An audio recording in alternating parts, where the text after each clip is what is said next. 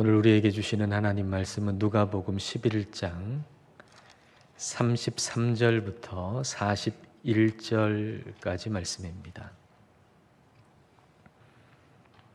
우리 한 절씩 읽겠습니다. 누구든지 등불을 켜서 속에나 말 아래에 두지 아니하고 등경 위에 두나니 이는 들어가는 자로 그 빛을 보게 하려 함이라.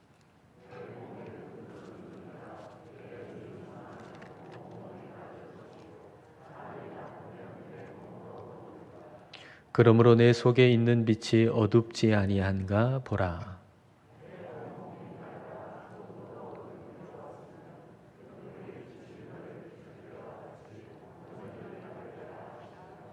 예수께서 말씀하실 때에 한 바리새인이 자기와 함께 점심 잡수시기를 청함으로 들어가 앉으셨더니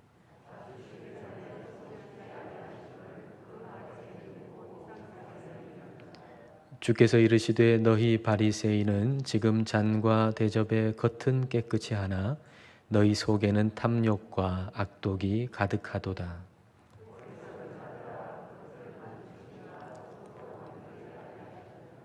함께 읽습니다. 그러나 그 안에 있는 것으로 구제하라. 그리하면 모든 것이 너희에게 깨끗하리라. 아멘. 지난 주간 한 일간지에 이런 기사가 실렸습니다.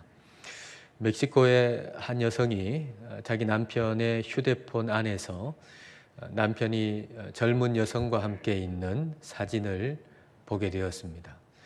그 사진의 모습을 보건대 분명히 불륜이라고 하는 것이 확신이 들어서 부엌으로 가서 흉기를 가지고 와서 남편의 몸을 찔렀습니다. 경찰이 조사를 했죠. 조사를 해보니까 그 남편의 휴대폰 안에 들어있는 그 사진 안에 그 젊은 여성은 다른 여성이 아니라 그 부인의 젊을 때의 모습이었습니다.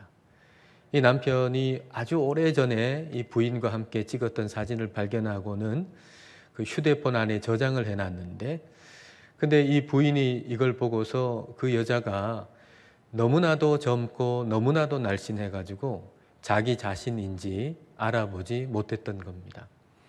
그 남편의 휴대폰에 있는 그 사진을 보고서 이 여성이 마음속에 확신이 들었는데, 이 불륜이라고 하는 게 확신이 들었는데, 그것에 대해서 조금이라도 의심했다면 남편을 흉기로 찌르는 일은 아마도 없었을 것입니다. 그 사진을 보고서 불륜이 확실하다라고 생각했던 바로 그 자기 확신으로 인해서 사람을 잡아버리고 만 거죠. 바울이 우리 주님을 확실히 알고 있다고 생각했습니다. 자신은 주님을 보고 주님을 확실히 알고 있다고 생각해서 그 하나님께 충성하려고 다메섹으로 가고 있었습니다. 근데 밝은 빛이 그를 둘러 비치고서는 음성이 들립니다. 그때 바울이 하는 말이 주여 누구시니까? 나는 그동안 주님을 확실히 알고 있다고 생각했는데 그게 아니었던 거죠. 그래서 3일 동안 앞을 못 보잖아요. 근데 아나니아가 와가지고 안수할 때 이제 앞을 보게 됩니다. 사도행전 9장에서는 그 사울의 눈에서, 바울의 눈에서 비늘 같은 것이 벗겨졌다, 그렇게 기록하고 있습니다. 그 비늘 같은 것이 뭐겠습니까? 자기 확신이라고 하는 비늘이죠.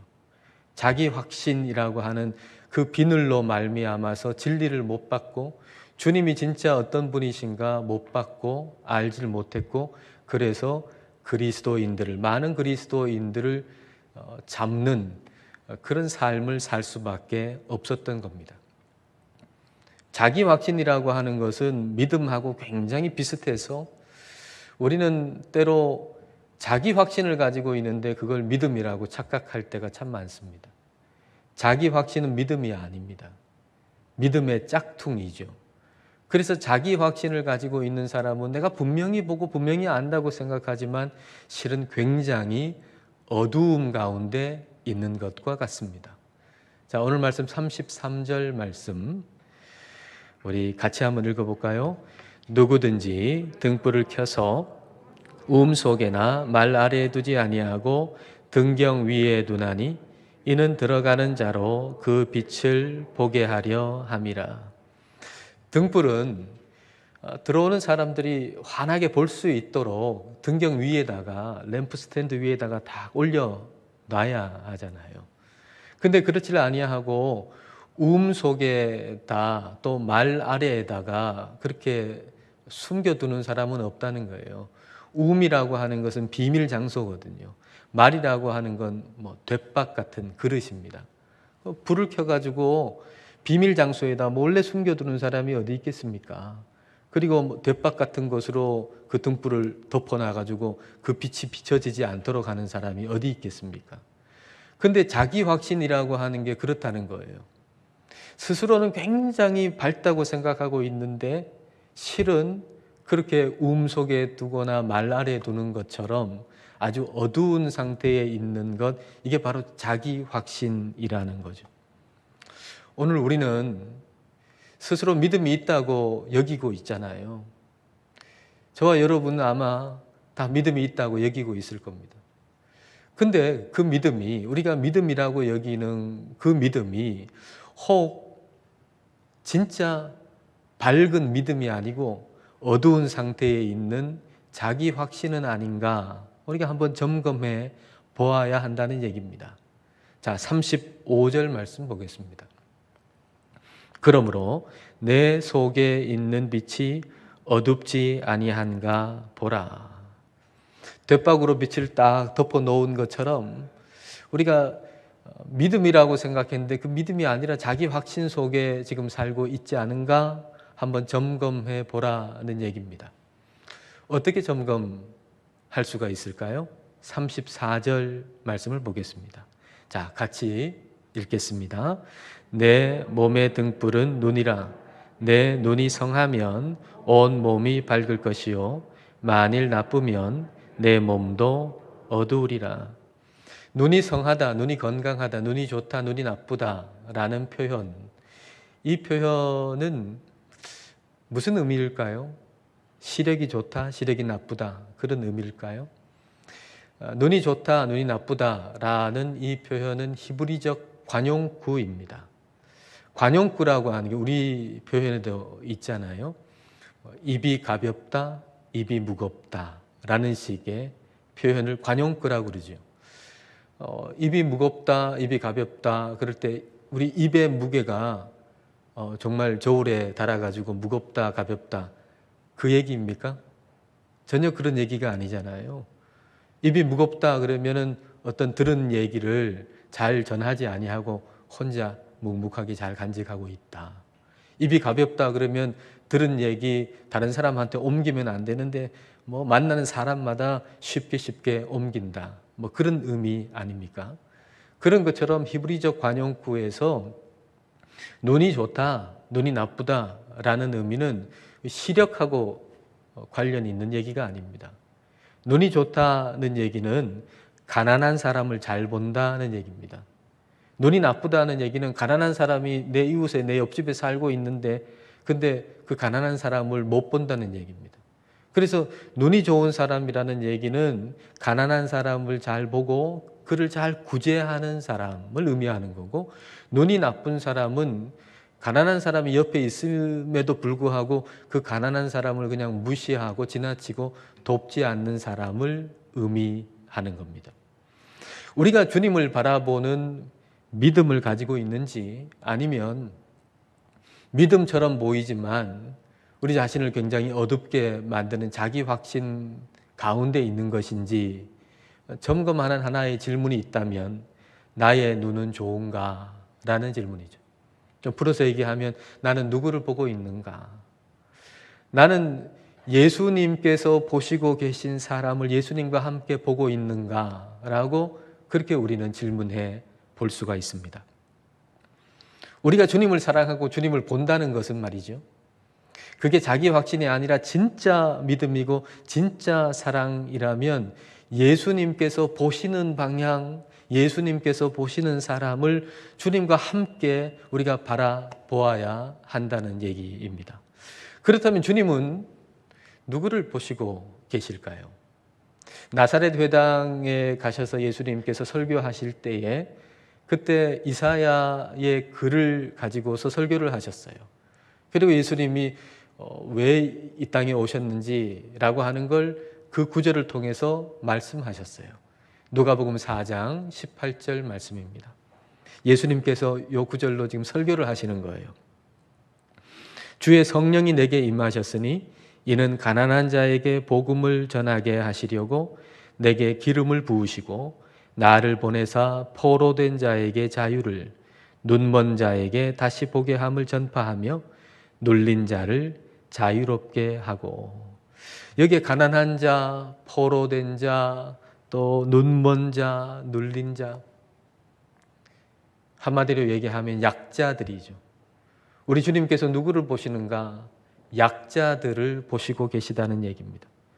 우리 눈이 성하다, 우리 눈이 좋다라고 하는 것은 우리 주님과 함께 이 약자들을 보는 것입니다. 이게 좋은 눈이죠. 그리고 그들을 돕고 구제하는 것, 이게 몸이 밝은 것입니다.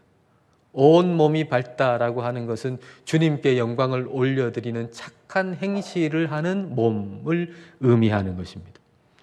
오늘 말씀을 묵상하면서 과연 나는 좋은 눈과 밝은 몸을 가지고 있는가라는 질문을 던져 보았습니다. 우리는 많은 경우 생각하죠. 나는 하루에 성경을 몇 장을 읽고 그리고 기도를 몇 시간 하고 있으니 나는 분명히 하나님을 사랑하는 것이 맞고 그리고 주님을 바라보고 있다라고 말입니다. 그렇게 스스로 확신하죠. 그런데 성령님께서는 오늘 말씀을 통해서 우리한테 질문을 던지는 거예요. 네가 진짜 나를 사랑해서 나를 바라보고 있는 것이라면 그러면 내가 보고 있는 사람들, 내가 보고 있는 약자들을 너는 나와 함께 보고 있느냐? 라고 우리에게 질문하시는 것입니다. 이렇게 말씀을 묵상하고 있는데 저를 부끄럽게 하는 글을 하나 읽었습니다. 에세이인데요. 이 에세이를 쓴 사람이 이렇게 적어놨더라고요. 비가 오는 날이에요. 비가 오는 날이면 자기가 그 빗소리를 들으면서 책을 읽고 글을 쓰는 게 참 행복하대요. 근데 그렇게 글을 쓰고 책을 읽고 있는데 빗소리를 들으면서 참 행복감을 느끼면서 근데 그 순간에 마음에 미안한 마음이 들더라는 거죠. 왜냐하면 이 시간에 이 비가 내리고 있는데 어디 피할 데가 없어서 비를 맞으면서 서성이고 있는 그 누군가가 있을 거다라는 생각을 하니까 좀 미안하더라는 거예요. 그리고 그 다음에 이렇게 적어놨더라고요. 그런 생각이 들면 우산을 쓰고 동네를 여기저기 기웃거려 본다. 혹시 누군가를 만나거든 스프라도 사주고 싶어서. 우리나라 상황이라면 스프 대신에 국밥이겠죠. 비 오는 날 혹시 오갈 데가 없어가지고 이 비를 맞고 서성이는 어떤 노숙자가 있지는 않을까 우리 동네에. 그래서 우산을 쓰고 나가본 거죠. 안 나가도 되는데 우산을 쓰고 나가보는 거예요. 그리고 골목골목을 보면서 혹시나 그런 사람이 없는가. 그래서 그런 사람을 만나면 따뜻한 국밥 한 그릇이라도 사줄 요량으로 그럴 마음으로 그렇게 동네를 우산 쓰고 다녔다라는 글을 보니까 참 저 자신이 부끄러운 생각이 들었습니다. 우리는 주님을 바라본다고 하는데 주님께서 바라보시는 방향은 잘 안 보는 것 같습니다. 가난한 자, 약자들을 바라보기보다는 나보다 더 많이 소유한 사람, 나보다 권력이 더 많은 사람을 바라보고 있죠. 그래서 하나님은 나한테 이미 충분한 걸 주셨는데 다른 사람에게 나누기에도 충분한 걸 이미 주셨는데 우리의 눈은 나보다 더 많이 가진 사람, 나보다 권력이 더 많은 사람을 바라보느라 그런 사람 바라보고 있노라면 내가 가진 게 너무 적게 여겨지거든요. 그래서 내 마음속에 넉넉한 마음이나 감사하는 마음이 들기보다는 내 마음속에 자꾸 욕심이 들어요. 탐욕이 들어요. 나도 더 많이 가져야지, 더 높은 지위에 올라가야지, 이런 생각을 하다 보니 내 주위에 가난한 사람, 약자들이 있음에도 불구하고 내 눈에 들어오질 않는 거죠. 나쁜 눈이 되어버리고 마는 겁니다. 성경은 가난한 자를 보고 약자들을 보고 그들을 도우라고 수도 없이 얘기하시거든요. 여러분 성경에 쭉 읽어보십시오. 정말 수도 없이 가난한 자를 보고 가난한 자를 도우라고 수도 없이 말씀하세요.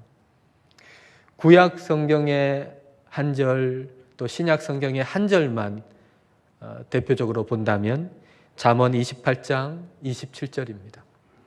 가난한 자를 구제하는 자는, 오늘 본문의 표현으로 하면 눈이 좋고 몸이 밝으면 궁핍하지 아니하려니와 못 본 채 하는 자에게는, 눈이 나쁘고 몸이 어두운 자에게는 저주가 크리라. 신약 성경을 볼까요? 요한일서 3장 17절. 누가 이 세상의 재물을 가지고 형제의 궁핍함을 보고도 도와줄 마음을 닫으면, 눈이 나쁘고 몸이 어두우면 하나님의 사랑이 어찌 그 속에 거하겠느냐.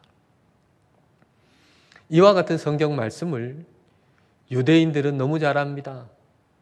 성경 말씀 속에 하나님께서 가난한 자를 도우라고 하시는 말씀을 하셨다는 걸 유대인들은 너무 잘 알고, 특별히 바리새인들은 더 잘 알고 있습니다.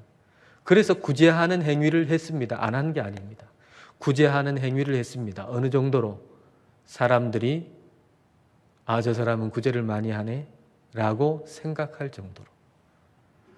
오늘 본문 말씀을 보면은 오늘 본문의 33절부터 41절까지잖아요. 누가복음 11장. 근데 두 부분으로 나눌 수가 있죠. 33절부터 36절까지, 그리고 37절부터 41절까지, 이렇게 두 부분으로 나눌 수 있습니다.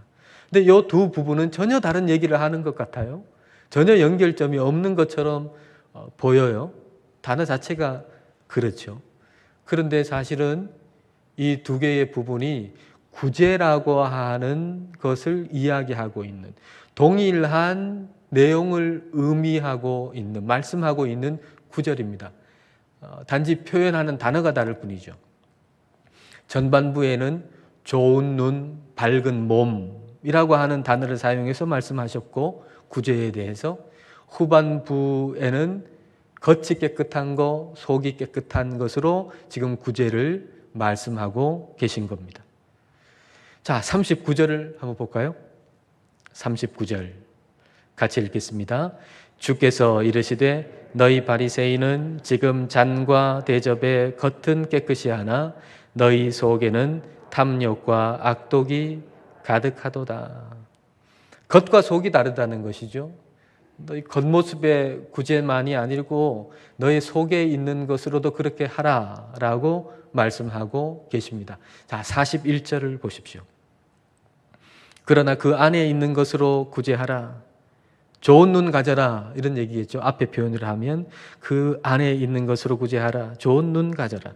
그리하면 모든 것이 너희에게 깨끗하리라. 온 몸이 밝을 것이다 라는 얘기입니다.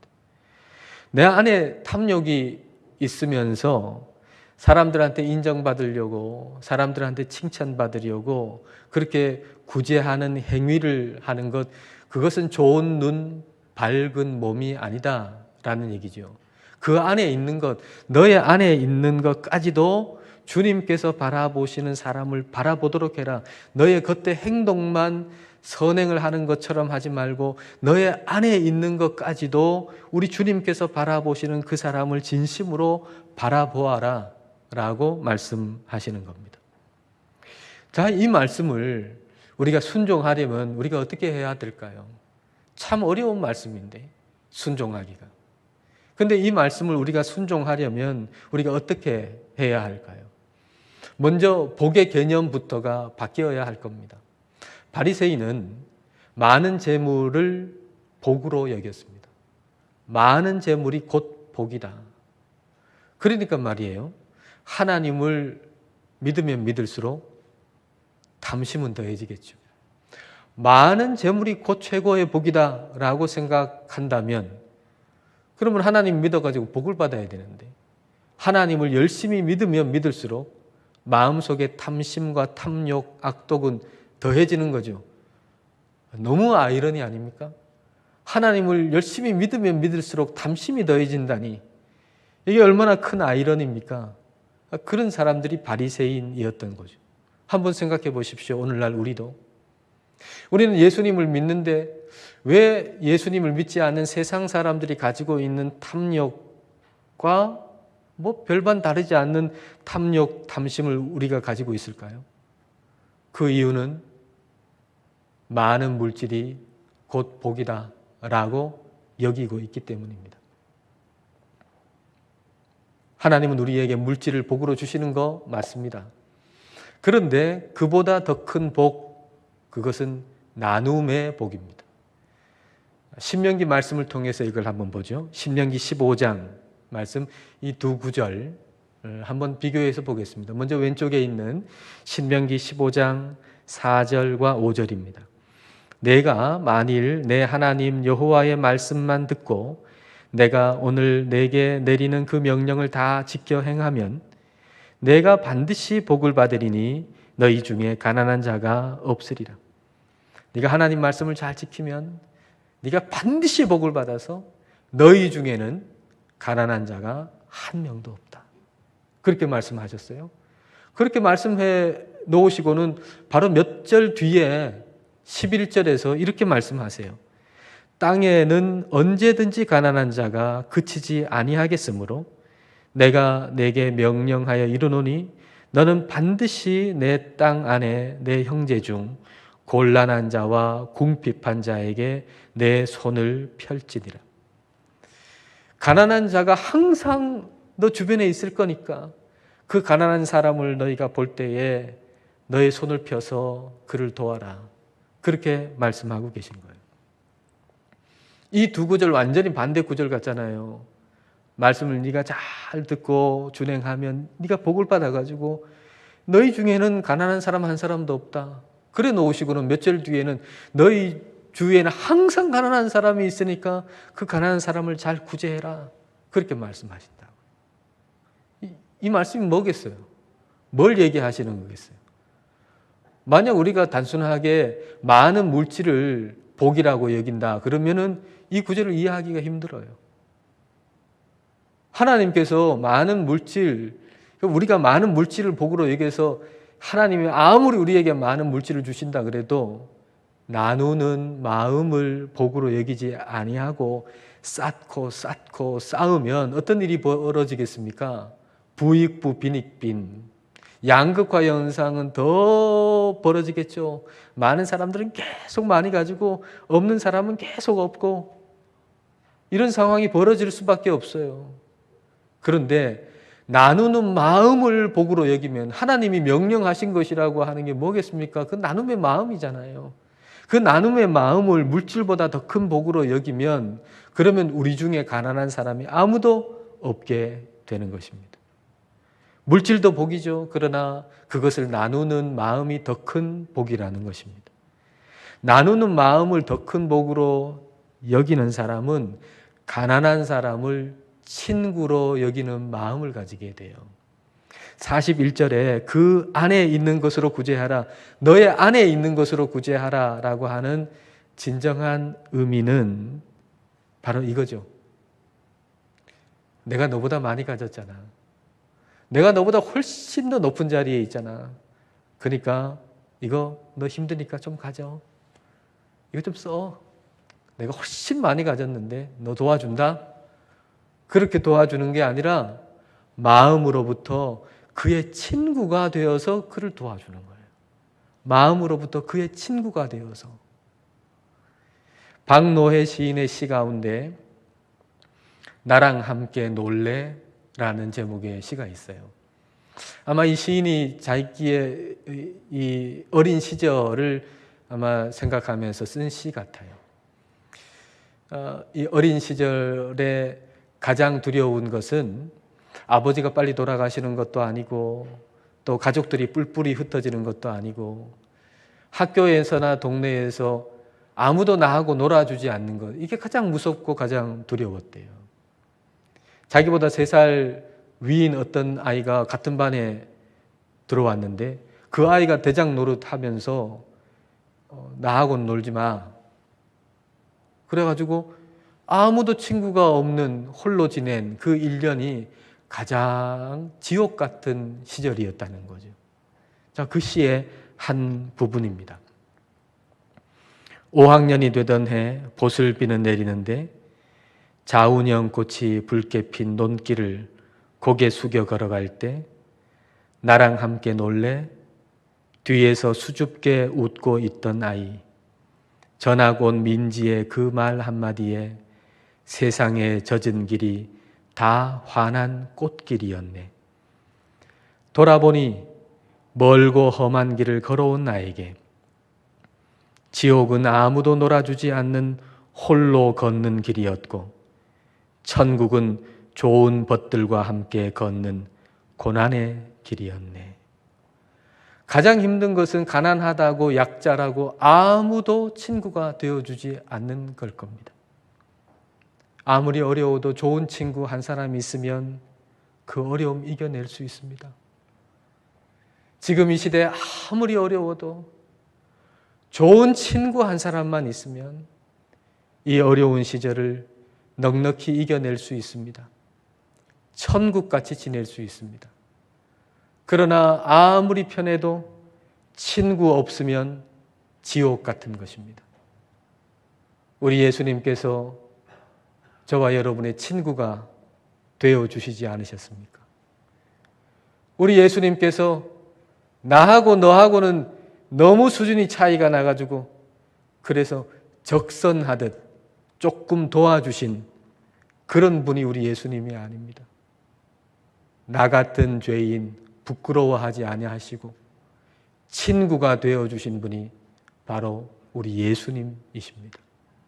예수님을 바라보는 우리는 그렇게 예수님이 바라보시는 가난한 자, 약자들을 바라보아야 할 것입니다. 좋은 눈으로, 밝은 몸으로 이 한 주간도 의미 있고 가치 있는 삶을 살아가시는 저와 여러분이 되시기를 주님의 이름으로 축복합니다. 기도하시겠습니다. 이 시간 우리 기도하실 때 자기 확신이 아니라 참 믿음으로 살도록 기도하십시다. 우리 눈에 비늘 같은 것을 벗겨주셔서 주님께서 바라보시는 사람을 주님과 함께 바라볼 수 있게 해달라고 기도하십시다. 좋은 눈과 밝은 몸으로 살도록 기도하십시다. 가난한 자들에게 물질을 나누는 마음, 약자들의 친구가 되는 것이 물질을 얻는 것보다 더 큰 복임을 깨닫게 해달라고 이 시간 우리 함께 기도하겠습니다.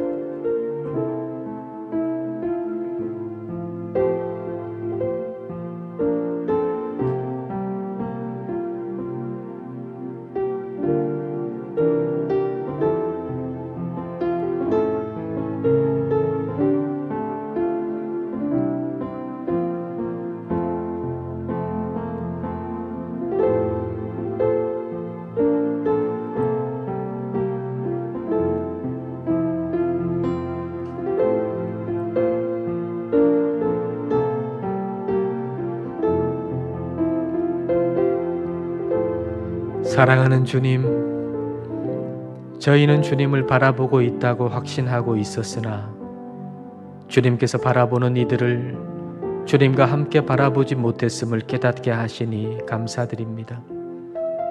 자기 확신에 찬 어두움이 아니라 참 믿음의 밝음이 우리 안에 있기를 원합니다. 좋은 눈과 밝은 몸으로 살게 하셔서 주님께서 보시는 약자들을 주님과 함께 볼 수 있게 하여 주옵소서. 주님께서 우리의 친구가 되어 주신 것을 감사드립니다.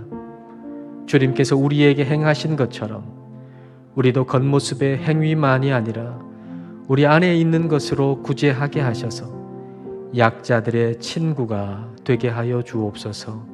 예수님 이름으로 기도드립니다. 아멘.